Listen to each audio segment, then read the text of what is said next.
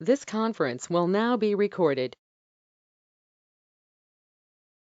Good afternoon, everyone, and welcome to another edition of our BBB webinar series. My name is David Arcilla, and I am one of the vice presidents here for the Better Business Bureau of Southeast Florida and the Caribbean. Today, we will be piggybacking on a presentation that we had last month. If you were able to join us last month for our last webinar, our webinar was dedicated to the 4 essential steps to cope with pandemic business risks. And that webinar was presented by Mr. Doug Levy and Mr. Lee Goldberg of BBIMI.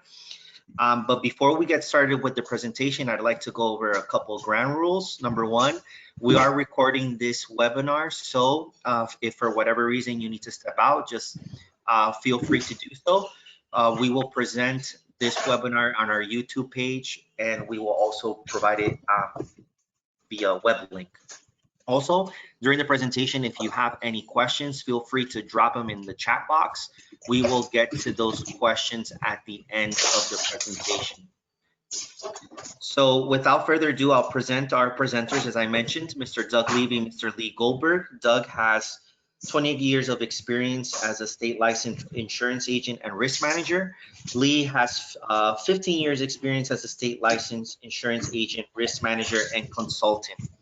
And before we begin, as I mentioned, we did do a webinar based on some of this information last month, but today's emphasis is going to be on cybersecurity and how to prepare for that, obviously during this pandemic and during the process of reopening your business.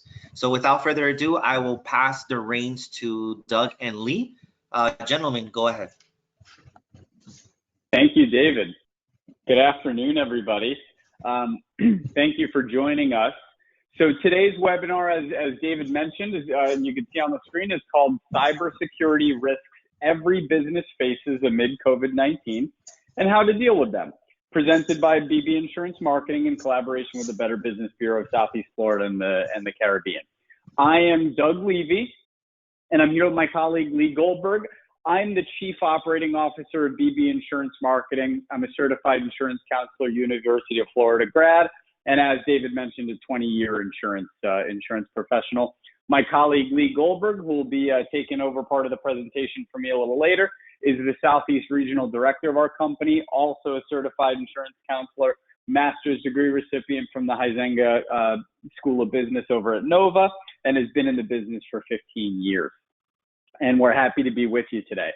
So let's set the stage for today's conversation. So you walk into your office tomorrow, or you walk into your home office, I guess, and your email is down, or all of your computer data is gone or inaccessible, or your company's financial account information has been stolen, or your intellectual property has been stolen, your special sauce that makes your business yours, or your client's information or account information has been stolen, triggering some legal obligation.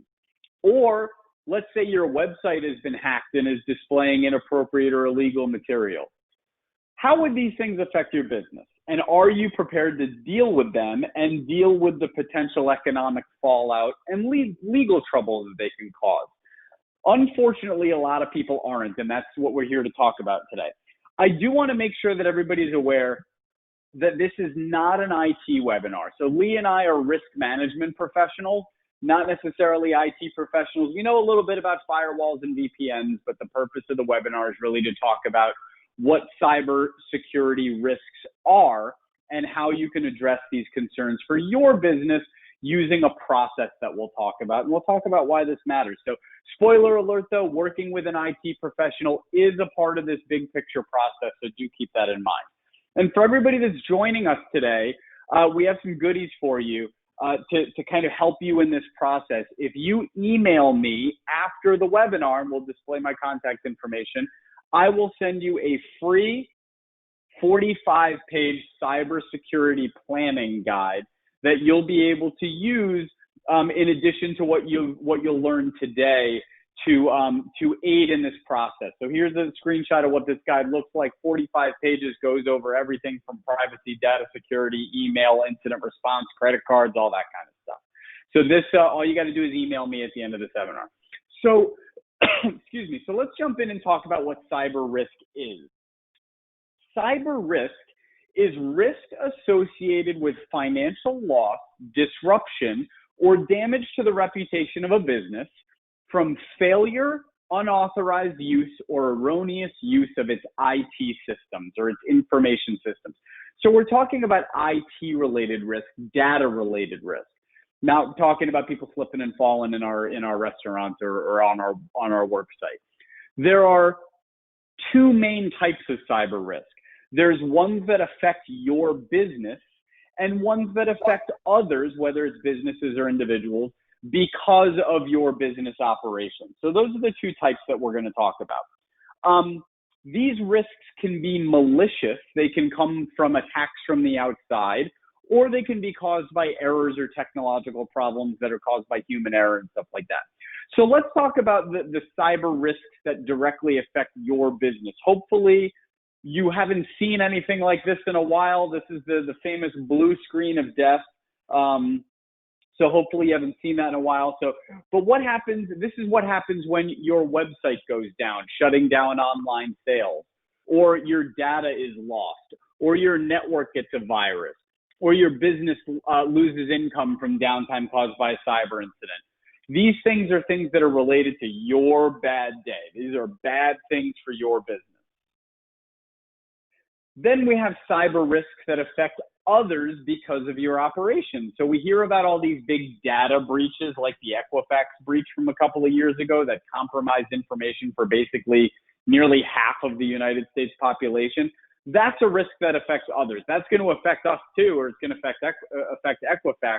But these are things that affect others. So someone else's data gets stolen from your network, or someone else's business is affected by your technological products or services, or someone else is affected by information on your website or social media. So this is someone else's bad day caused by your company's negligence or technological failures. So when I get an email that says, hey, Equifax accidentally let your social security number slide, that's not your bad day as the business owner, it's mine. It's really both of ours. So as you can tell, things that affect our business and things that affect others can be and usually are related to the same incident. And there's a few different types of incidents. Number one, human error. There's a lot of things that are just straight up somebody did something wrong. Number two is process failure. So these are our processes in our equipment and our technology. And number three is malicious attacks. And the important thing to note here is that malicious attacks account for just under half of all cyber incidents, which means that over half have nothing to do with some hacker trying to get our information and things that are going on inside of our business. Let's talk a little bit about non-malicious threats first. There's a few different types. Number one is hardware and software failures. So we can have server issues or corrupted backups or things along those lines. Number two is human error. This is things that people do wrong. Raise your hand because nobody can see you, but raise your hand if you ever sent an attachment or an email to the wrong person. It only takes doing that once, and if it's the wrong attachment and or the wrong person, we can have a big problem on our hands, right? So those are the types of things. Or who's ever lost a cell phone or misplaced a laptop? If that's a company laptop, we've got a problem. And then we've got service providers where we can have internet or cloud service providers or software vendors that can have failures, breaches, outages, things of that nature. When we look at malicious types of threats, there's also three main categories. The first one is malware. Malware is a blend of the word malicious and the word software. The word virus used to be all-encompassing, but there's lots of different types of malicious software, malware that can get into your computer. These are usually delivered via email where you click on something that looks like an attachment, but it's a program that executes something on your computer, or you go to a website that's not secure and it downloads something to your computer. A very popular type of malware is called ransomware, where if this gets on your computer, it basically locks up your whole network and you have to pay the cyber criminal a ransom in order to get your data freed up. And we've seen the average cost of a ransomware attack has increased dramatically to $500,000 recently. The second type is called phishing. And phishing is a method that cyber criminals use to get you to divulge information, usually by making you think you're giving it to a legitimate recipient, like a bank or a service provider. So this also happens a lot via email. I'm sure you've gotten an email that looks like it came from Wells Fargo, and if you were to click on the link, that's not an actual Wells Fargo link, and you type in your credentials to Wells Fargo, and it doesn't go anywhere, guess what? It went somewhere. It went to a cyber criminal that's going to use that information to drain your bank account. So these are very common types of threats. Every business in every industry is at risk of this. If you have employees, customers, you're using email, you're providing products, you're taking payments, this stuff can happen, and it can happen very, very easily. The last type of malicious threat is called social engineering. And social engineering is a creative type of fraudulent activity that usually involves more personal interaction. It's much more, you're dealing with a human that's trying to get one over on you, and not just something, machine that's blasting out millions and millions of emails or whatever it is. So this is where somebody's trying to mislead you to send information to a criminal, usually posing as your supervisor, your boss, or your company CEO, or potentially a supplier. Somebody will reach out to you saying that you have an overdue invoice, and they claim to be calling from a supplier that you use regularly. So you write them a check, or you give them a direct deposit, or you send them a wire. Guess what? That wasn't who you thought it was. This is surprisingly common, and it happens to very, very intelligent people who are focused and busy or whatever. This type of stuff happens. So that's non-malicious and malicious threats. Let's talk about cyber risks before, during, and after the coronavirus pandemic. So I'm going to start with the before and always. So before/always, these are the things that our business needs to worry about and concern ourselves with pretty much all the time. So we always, we always need to focus on maintaining secure and controlled computer networks at our locations, whether it's our home location or remote location, so that we can protect our business assets. We need to make sure that our staff is educated on all of the schemes that are out there so that we can avoid them. And we also need to make sure that we're familiar with the privacy laws and the risk of transmitting personally identifiable information, customer data from one place to another. Those are ongoing concerns that we all have to address. The pandemic has actually presented some new issues that also need to be addressed. So now we have a lack of control over remote sites. We have employees working from home using equipment that may belong to them. That poses a risk. Cybercrime scams have dramatically increased and become more complex. And the stress and distraction and desperation that a lot of people are feeling are making them much more susceptible to these threats. And some sources indicate that there's actually been a 250 to 600% increase in malicious cybercrime attempts since the start of the coronavirus pandemic. So cyber criminals are taking full advantage of the situations that I just described to ramp up their efforts and steal your money and your data. So your business's cyber safety is likely in more danger now than it ever was before due to things that are changing in the environment, changes that your business has had to make to continue operating, things along those lines. So it's important to understand that cyber risks don't always look like this. This is the type of picture that you see when you search for Google image for cybercrime or hacker. You got this hoodie wearing cyber criminal sitting in a dark room. He's got multiple computer monitors. He's mashing away at his keyboard and he's trying to get your social security number and all of your deepest secrets. But most cyber attacks or scams usually just start with an email or a series of emails, not some Hollywood driven, imagery like this. And then there's also cyber risks that arise from very, very mundane situations that you wouldn't really think of as a cyber thing. And a couple of examples are somebody loses a company laptop or company cell phone, or it gets stolen. Or a janitor can steal a password sticky note from under the keyboard when they're cleaning your office. Or somebody can find company information or someone's personal data in your company's trash in the dumpster behind your building, things along those lines. So what can happen if you experience a cyber incident? There's a couple of different things. Number one, you've got interruption of operations. So your business could literally be stopped dead in its tracks. And maybe that's for 15 minutes, or maybe it's for a half a day, or maybe it's for a week. We can lose information, right? So while an interruption may result in losing access to information, we can also lose information for good. So what if we have company files and customer files and all these things on our network? What if we just lost those things? We'd be up the creek, or we'd have to spend just a ridiculous amount of time trying to reconstruct or recover that data. We've also got legal obligations, right? So when we have a data breach, you know, when Equifax had their data breach or Target had their data breach, you get lawsuits on lawsuits on lawsuits. There's class action lawsuits. There's also regulatory fines that come from that, where you have to pay, you know, government fines. And then you also have to pay for notification to people. So, and this is something that is far more crippling to a small business than it is to Target or Equifax. And then we've got damage to reputation, which could actually be one of the worst things, because one of the statistics out there is if you ever suffer some sort of data breach, 38% of your unaffected customers will never return to do business with you, and 80% of your affected customers will not continue to do business with you. So it could be pretty bad. Here's some interesting statistics. 2/3 of small business decision makers do not believe that they're likely to be targeted.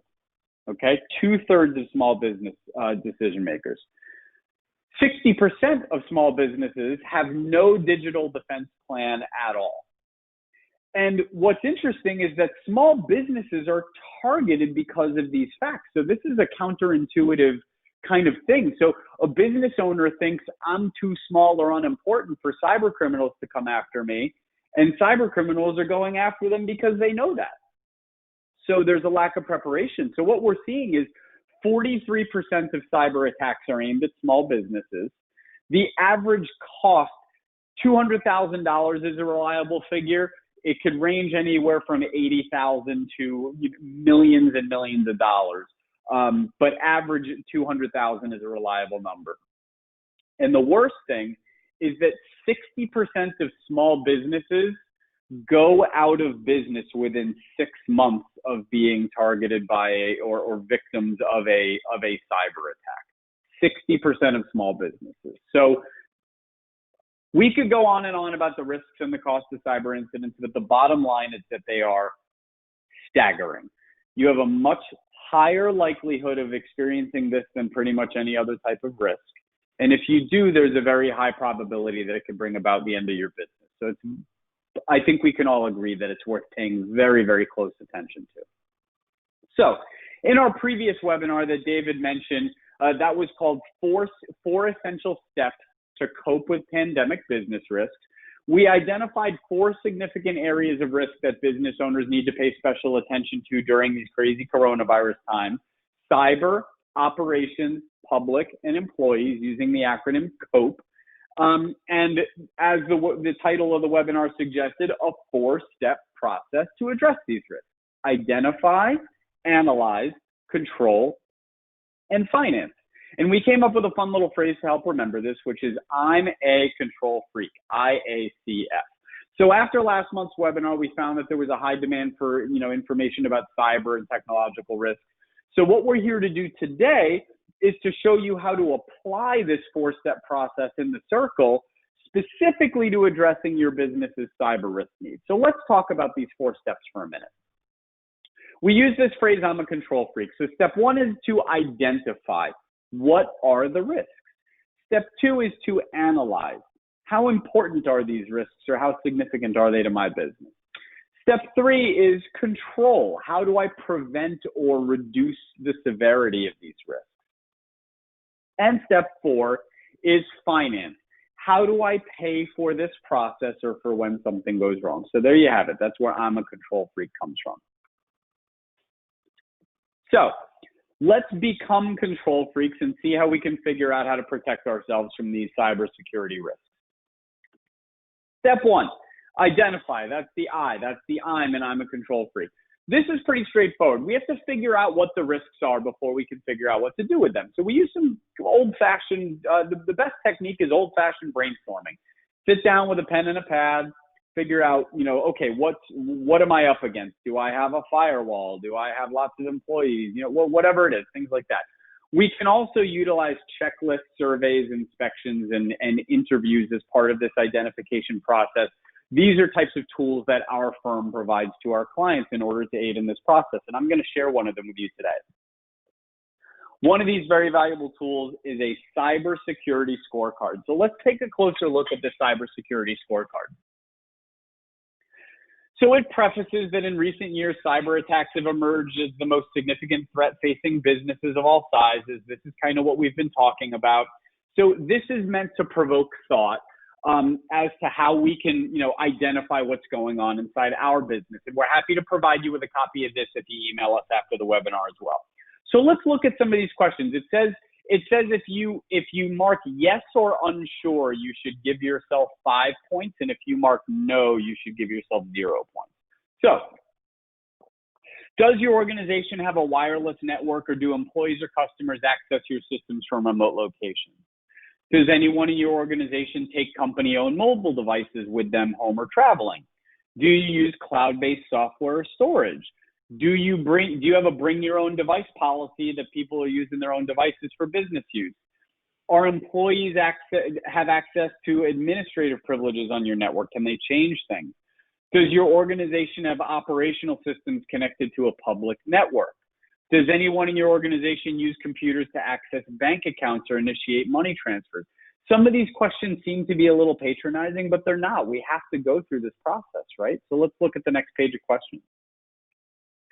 Do you store sensitive information like financial reports, trade secrets, intellectual property, product design that could compromise your organization? Do you digitally store personally identifiable information of employees or customers?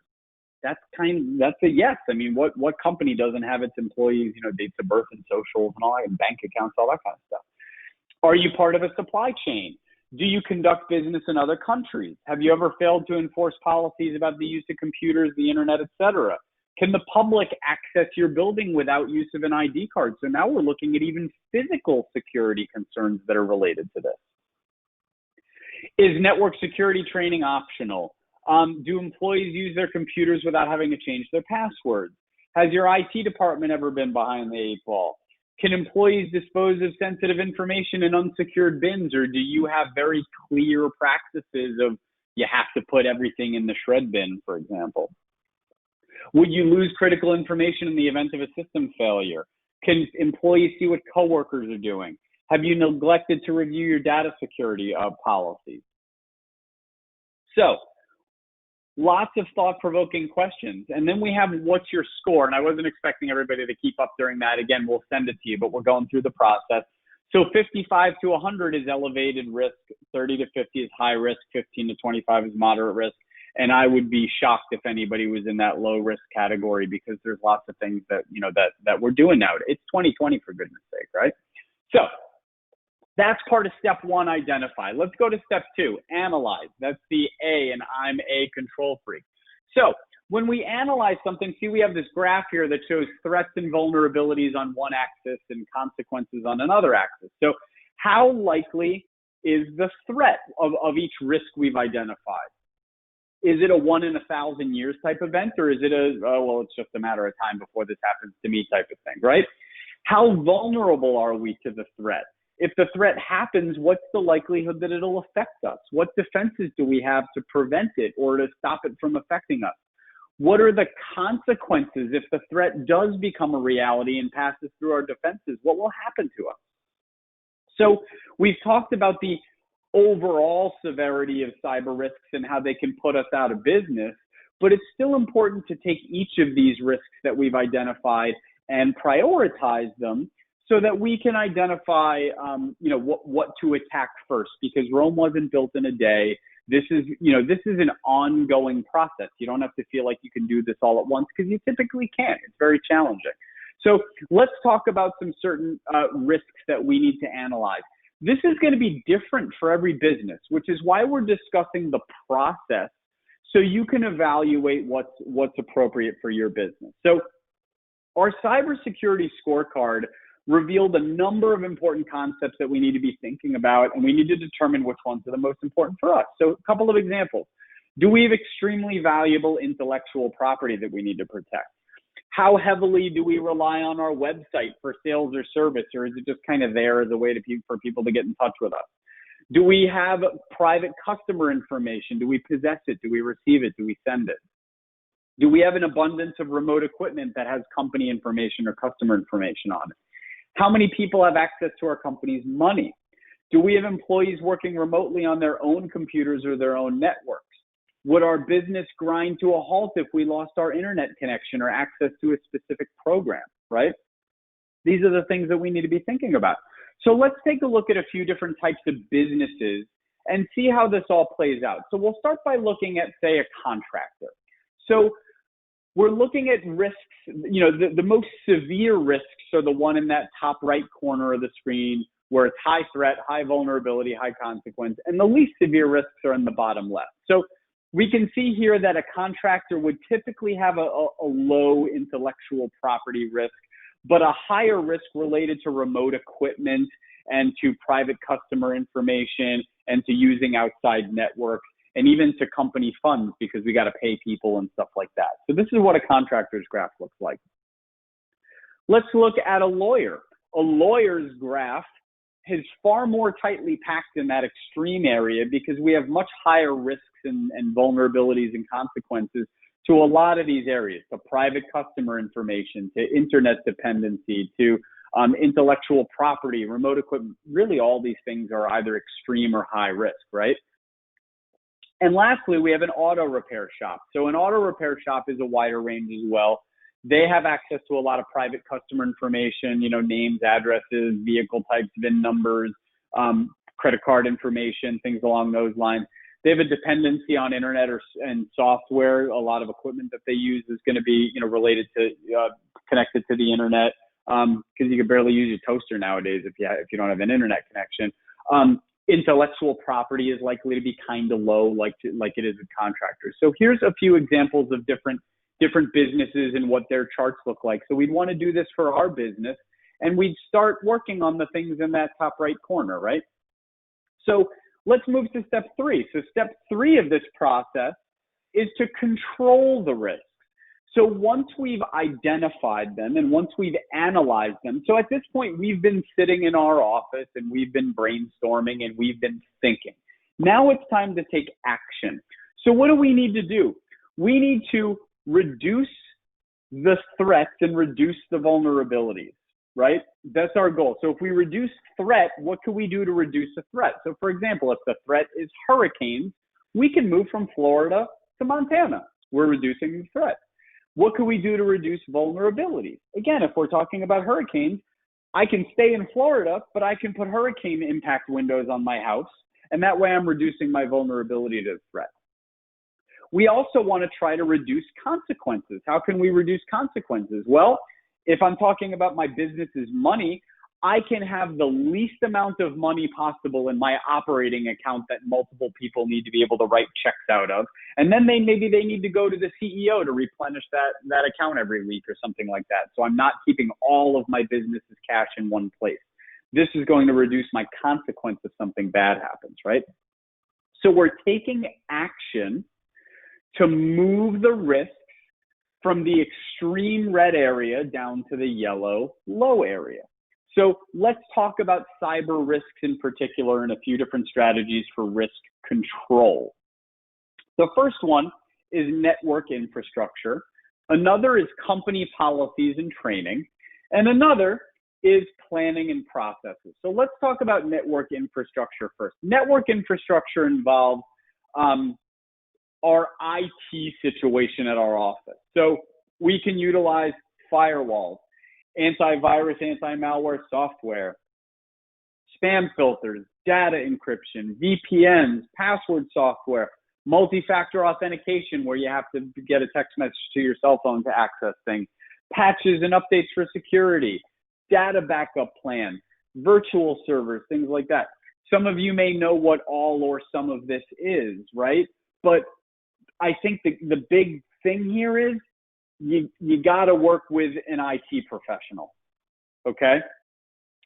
We believe that because of the risks presented by modern day business operation environments, that working with an IT professional is really a non-optional behavior nowadays for most businesses of virtually any size, okay? So there's a few different ways that we can work with IT professionals. We can hire somebody in-house. This is going to be more appropriate for larger firms that usually have IT teams, but a small business typically isn't going to have the budget for a full-time person, and that full-time person is likely to not have the breadth of knowledge to cover all of the bases. So what's more frequently used, especially by small businesses, is outsourced IT services. So you can use managed services, which is where the IT company charges you a flat monthly fee based on the size of your company, and they do everything for you, or you could pay hourly, or you could pay on a project basis. And typically you can work with one IT company. The IT company that we work with, we actually have a blend of all three of these things for the way that we work. So that's network infrastructure. You really got to work with an IT professional, okay? The next thing is company policies and training. So our network infrastructure can only go so far, right? So if we live in the most fortified castle in the entire universe, it's still only as good as the person that's guarding the front door, right? So we have to look at things like employee education. We need to make sure that our staff understands about these phishing scams and about these malware scams. And if you get an email that looks like it's an invoice, but you're not expecting an invoice, or it looks like a voicemail where you have to click on a link to go from it, but it's not from your VoIP provider, things like that. Or if the bookkeeper, the bookkeeper needs to be trained that if you ever get a request from the CEO to wire money, you need to call the CEO, right? Things like that. So we need to educate our employees. We need to have hardware policies in place. For example, our company has two prominent hardware policies. Number one is you may not plug anything into a company computer. You may not plug a USB drive. You may not enter a CD or a disk. Nobody is allowed to plug anything into our company computers. And secondly, a lot of our people have access to company information through our app that we use and through our Microsoft Office 365 on their cell phones and iPads. Nobody else is allowed to touch those cell phones or iPads. So we tell people, you may not allow your child to play games on your cell phone or on your iPad that has this software on it, okay? So those are a couple of examples. We need to make sure that we understand our responsibilities with respect to personally identifiable information. We should not be asking clients to email us their credit card information or to send us a picture of their driver's license. These are insecure practices, and we can get hit pretty hard for violating these practices or for something going wrong. And then last but not least, another example is security practices. So we saw that question on the scorecard about who has access to your building. So we have in our company, we're in an office, and you have to have a key fob to get into the secure part of our office, which is anywhere except the lobby. And our rule is that anybody that is in the secure area of our office must be accompanied by a member of our team. Nobody is allowed to be alone in the secure area of our office. That doesn't work for us. When the shred bin guy comes, somebody follows him around. When there's an AC guy, somebody follows him around. When there's a client who needs to stop into the bathroom on the way out, we stand outside the bathroom door and make sure that they leave. So we have these security practices in place to protect our company and our information. So that's company policies and training. And we have a lot of resources in our resource library that's available to our clients for things like this. And that's, a lot of it is when you work with a risk management professional for something like this, you can get a lot of these things for free or for little cost. So next up is planning and processes. So we have to have an IT plan. Like I said, this stuff doesn't happen overnight. You need to have ongoing talks with your IT professionals and say, okay, what are we going to do next? Well, listen, I think we've gone long enough without having dual factor or multi-factor authentication on Microsoft Office. So let's go ahead and start planning for that. What we do in our company for our IT stuff is we usually start with a pilot group, which is some of our most talented or tech savvy users, and say, okay, let's try this thing out with 3 or 5 people, and then we'll roll it out to the rest of the staff once we see what the bugs are. We need to have a disaster response plan and a business continuity plan. So what happens? Heaven forbid we go down. What happens? An example of what we do there is we have 2 internet services for our company that are both live all the time. The one, we have 99 point whatever % uptime on our internet, but if our internet goes down, our business stops. Our phones don't work, our computers, nothing works, right? So we pay an extra few $1,000 a year to have a second internet connection because it's that important to our company and because our business activity warrants it. Couple other things, we've got accounting practices, phone verification. Like I said, you should have a practice in place where the bookkeeper is not allowed to send a wire on behalf of the CEO without verbal confirmation. You could do things like 2 signatures on checks, reconciliations, things along those lines. And lastly, hardware and equipment management. We need to make sure that we're upgrading our equipment, in a timely basis so that things are functioning properly and not outdated and things along those lines, right? So we've identified, we've analyzed, and we've put strategies in place to control these cyber risks to the best of our ability. But realistically, we can't make them go away completely, can we? There's still a probability, no matter how big or small, that something will happen to it. So the 4th step of this process, which is finance, that's the F for the freak, and I'm a control freak, that helps us figure out how we're going to pay for this whole process. So what needs to be financed? What needs to be funded? Well, before a problem, we need to have money to go through the first 3 steps of the process. Identify, analyze, control. It's a reality that part of a business's operating expenses need to be these IT-related things and these other cybersecurity practices nowadays. The risk is simply too great. After a problem, we have to have money for reactive measures, recovery measures, funds to keep operating, legal expenses, lawsuit judgments, regulatory fines. So all of the big ticket items that can happen if we have a problem. So the first place to get that money, where does it come from? The first place is it comes from our piggy bank, right? So we have to, at the beginning, we have to evaluate the cost versus benefit of certain things, and we have to spend our own money on preventative measures before we have any sort of incident. And then we can spend our own money after an incident on an uninsured loss. And sometimes it's so much money that we just have to close up shop. And I think that most people would agree that, especially when it comes to losses after the fact, that this is a pretty scary way to finance cyber risks, especially knowing the stats on how many small businesses just go out of business. That piggy bank is not, usually it's not big enough to sustain something like this, and that's why companies go out of business. So there's another tactic that we use to finance cyber risks, and that is insurance. And insurance is a very, very valuable risk management tool. It's a very cost-effective risk management tool when it comes to cyber risk. And now I'm going to turn it over to Lee Goldberg to talk a little bit about cyber insurance, which is pretty, it can get complicated. Lee is extremely competent in this area, and he's got a couple of things to tell you about. Thank you, Doug. Appreciate it.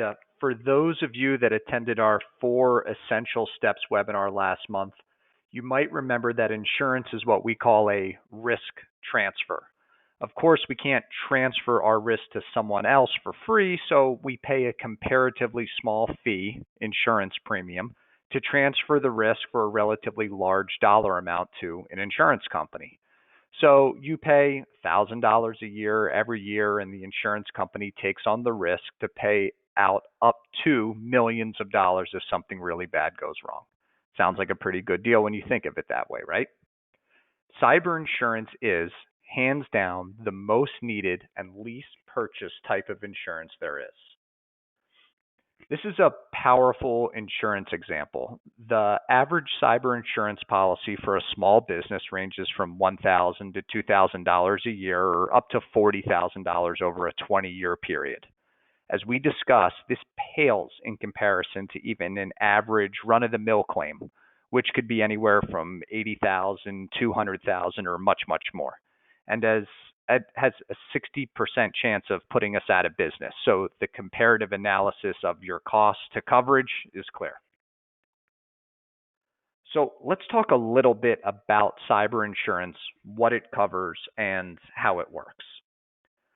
Doug has spent some time talking about a lot of the things that can go wrong when it comes to cyber risks, what you can do to control them, and what can happen to your business when things get out of hand. Cyber insurance has various components that will respond to all of those things that were discussed. It will provide money and oftentimes support to help you and your business recover from an event like this. This is the last line of defense, though, as Doug mentioned, not the first. Proactive risk management is the primary source. Remember, you don't need to retain all of this information. You just need to ensure that your agent is aware and up to speed on all of these very particular and specific coverages. So just to touch on them briefly, and then I'll go into a little bit more detail. The liability and incident response component of a cyber insurance policy includes breach response, regulatory defense costs, security and privacy liability, cyber and extortion ransomware coverage, and multimedia liability. The cybercrime and social engineering response component stands by itself, and then the first party component, payments to you for business interruption, includes the interruption for loss of income, the digital asset restoration, and the reputation loss of income. What happens when your customers and the general public think differently of you after this becomes public? So how does this translate into plain English? Well, the breach response provides coverage for the costs of addressing a hack, the protection, the forensics, and the notifications. The regulatory defense cost component provides coverage for defense or the payment of regulatory fines that are triggered by that hack. Security and privacy liability provides coverage for sums for which you become liable to others as a result of a data breach. This is the lawsuit coverage. And then the cyber extortion and ransomware provides coverage for payments of ransom for ransomware attacks. And then finally, the multimedia liability coverage for your website, social media, or other media content, the information that you put out into the world. Cybercrime and social engineering response provides the payment to you and your business when your business is the victim of a cybercrime or social engineering fraud, when you make that mistake, when you click on that wrong email or link. And then the first party component is mentioned before, the business interruption. The interruption of loss of income is a payment to you and your business for loss of income or revenue caused by a cyber incident. And then the data asset restoration is what it sounds like, payment to you for the cost of recovering or restoring your information, your data. And then the reputation loss of income, the payment to you and your business for the cost to restore your reputation and your loss of income caused by that reputational damage. So if you connect all of the dots, this type of policy can pay for all of the bad things that could happen to you as a result of a cyber event. But we don't store our payment or credit card information. But we use a cloud service provider. But we have firewalls, spam filters, and the best IT security money can buy. As an insurance agent myself, and with a clear passion for protecting businesses with this coverage, I hear these buts often. These are reasonable and expected thoughts from a business owner. However, these business practices do not prevent the loss. Credit card information does not need to be stored on your systems to be stolen or misused. An employee could choose to keep a selection of customer credit card numbers, or perhaps a sticky note or screenshot with your customer's credit card payment for a single job can float around the office for weeks. There's an interesting fact about cloud service providers, the ones that you use. You've read your contract with them, I assume, correct? Well, our data and research suggests that a cloud service provider is only liable to you, their customer, for up to the limit of the fees you have paid them in a single year for their service. Firewalls, spam filters, and your IT company are all excellent and the first line of defense. These are the controls. However, what is out of your control is the concern. Your customer or vendor may not be as diligent, and their emails could be corrupted. Your staff decides to Google a fun fact to settle an office argument like how many jelly beans can fit in an Olympic-sized swimming pool. Well, the website with the golden answer may not have the same resources and risk management practices you have. Your protective and proactive risk management investments help you control you, not those with whom you do business. That is what the insurance component is for. Insurance, in the form that we know it as, is hundreds of years old. Due to the many years insurance has been used as a risk transfer tool, it has become standardized, easier to use and understand and analyze. By this, I mean that many of the policies that you're familiar with, general liability, property coverage, workers' compensation, they look and act the same. With cyber liability, the threat is new and emerging. With that, so are the insurance policies to cover these threats. Because of this, all cyber liability policies are not created equal. They're not standard and require a deeper understanding of the actual policy than is typical. So, for example, most, not all, cyber policies cover money and securities for extortion claims. Most hackers demand cryptocurrency or Bitcoin, if you're familiar with that term. Cryptocurrency is not recognized as money or securities by banks or insurers, and therefore not necessarily covered by all insurance policies, even though it appears that the money and securities for extortion claims section is on the policy. It needs to be read, understood, analyzed. The cost of an average breach is $665,000. 75% of that claim goes towards just the forensics, legal, and notification component of that policy. Can you guess what part of these policies the insurers are trying to limit?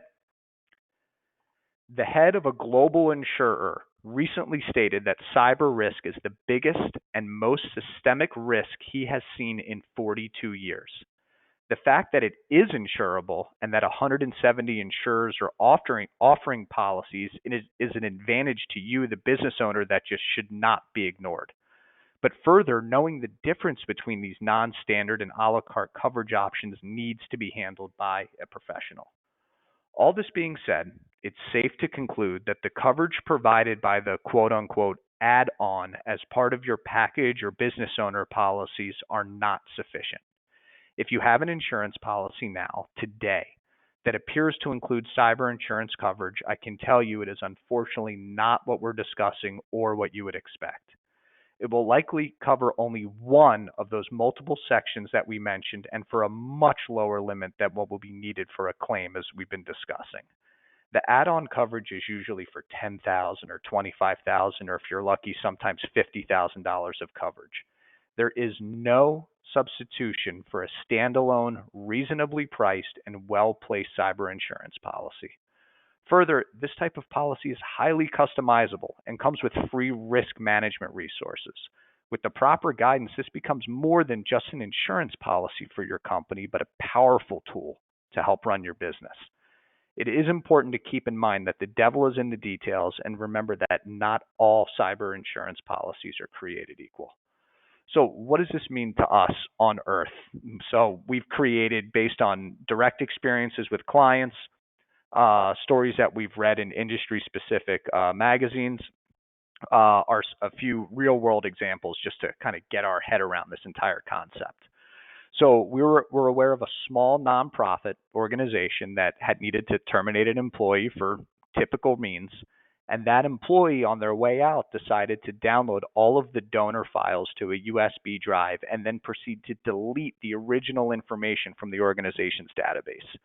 This resulted in the need to recreate all of the information that the nonprofits collected over the years, all of their donor files, and they had to notify all of the donors that their private information could potentially be at risk, released to the public for misuse. And this entity has still not recovered from their pre-breach donation levels because of the ratios and percentages that Doug discussed. Financial advisors firm, the main financial advisor, their email address was hacked and false invoices were created by the criminal and sent to his clients to make deposits into a fraudulent account for what appeared to be investment reasons. So when this was discovered and the claim was filed, it triggered a number of components of the insurance policy. A privacy law issue was triggered, notifications were required, and forensic assistance to attempt to recover the funds was also activated, which was not successful. Therefore, the liability component needed to be activated because lawsuits ensued from this advisor's clients, obviously demanding their money back.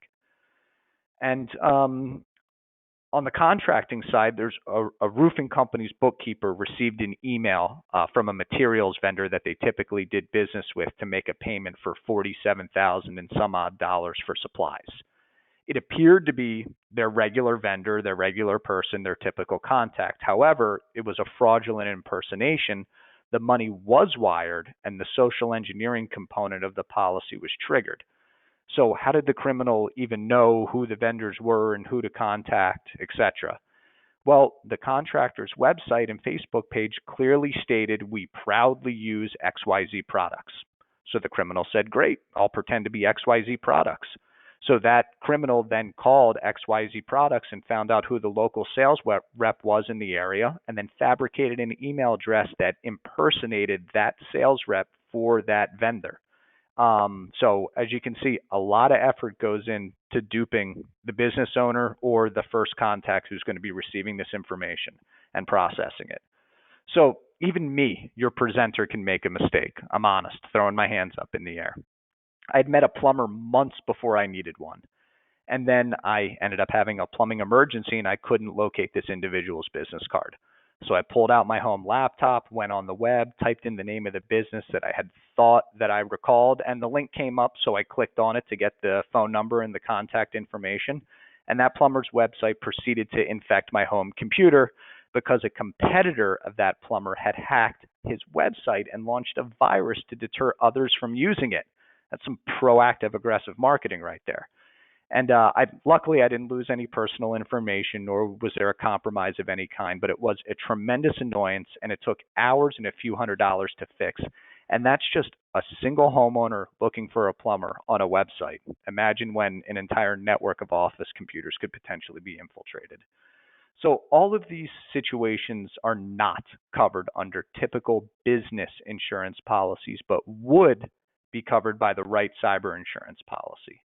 So that being said, insurance doesn't prevent problems. It only provides money to pay for them after they've occurred. Maybe. So Doug's going to step back in now and going to expand on some topics beyond insurance. Thank you, Lee. Tell you, this guy's a genius when it comes to that insurance covered stuff. Let's read this again. Insurance doesn't prevent problems. It only provides money to pay for them after they've occurred. So we often hear people say, oh, well, I have insurance for that. Well, that's, even if it's true, it's not always true. And there's a lot more that goes into it that we'll share on the next slide. So this is why becoming a control freak or aligning yourself with a control freak is so important. We've seen so many clients who experienced an insured loss and had no idea what to do with themselves while they were waiting for a check from the insurance company. And then there's always the fact that insurance doesn't always pay, and a lot of people don't always buy the insurance that they need for certain things, and the consequences can be severe. So let's look at the indirect cost of cyber incidents, even if they are insured. So you could lose time, dozens and hundreds of hours of time. You could lose revenue. You could lose productivity. You could be aggravated and stressed out. You could lose employees, and you can have severe reputational harm. And if you're anything like me, you're looking at this list and you're just like, oh my God, that kind of stuff takes years off of your life when this happens. And this is even when there's an insurance bucket of money to pay for stuff like this. And as we've been mentioning, kind of over and over again, don't mean to sound like a broken record, but it's important. 60% of businesses never ever recover from something like this and literally need to close. So very, very important to be proactive about this. Let's do a quick reality check. We understand that everything has a cost, right? So addressing everything we talked about, you've got to spend wages on employees to deal with it. You have to spend time. You have to hire professionals and consultants. You have to pay insurance premiums. You might even have to pay for out-of-pocket losses. This is the reality. It's a matter of controlling this process, not making it go away. So we've told you the 4 steps. This is the reality check. These are the costs. And it's so important that you engage the right people to help you in this process.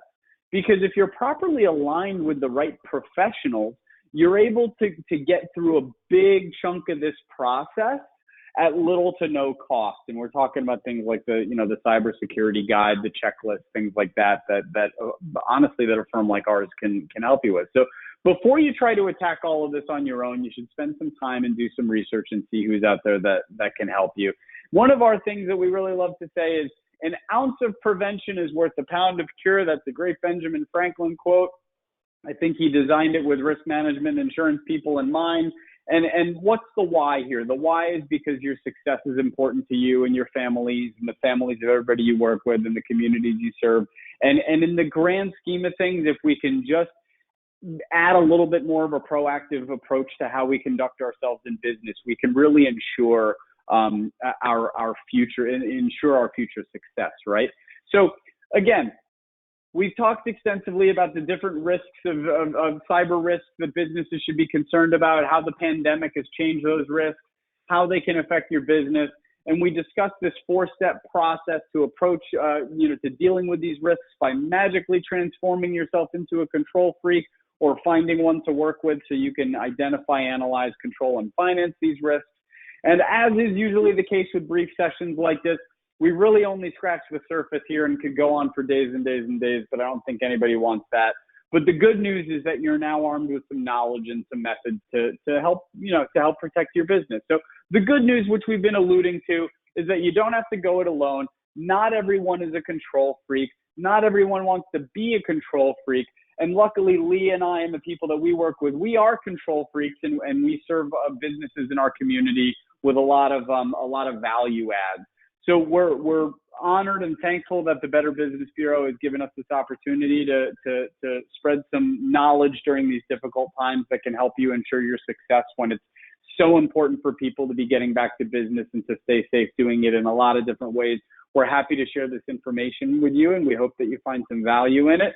This is Lee's and my contact information. Don't hesitate to reach out to us for that cybersecurity guide and that cybersecurity scorecard. And with that, we'd like to thank you for your time and attention and open it up to any questions that anybody might have. Thank you, Doug and Lee. I really appreciate it. At this moment, as Doug said, if there's any questions, please feel free to drop them in the chat box. As I mentioned in the beginning of the presentation, we have recorded this presentation, so we will put that on our YouTube page and send that over via email in the next few days.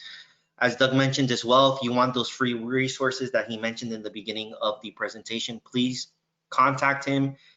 He will more than welcome provide that to you and provide you with any other information that he has available to him. Doug and Lee, it doesn't seem like we have any questions today, so I think we can sign off early today.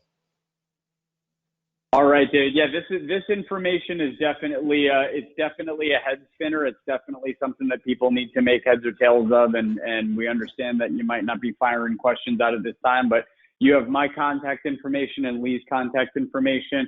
Here's again the contact information for our company, and we welcome anybody to reach out to us whenever you'd like, and we'd be happy to help you. We're doing our part to serve our community nowadays.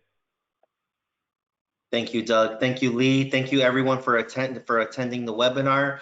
Please, everyone, be safe. And if anything comes up, feel free to contact these two gentlemen or even myself. I'll try and add my email to the email link and to the YouTube video as well. Everyone, take care, and thank you again. Thank you, everybody. Thank you.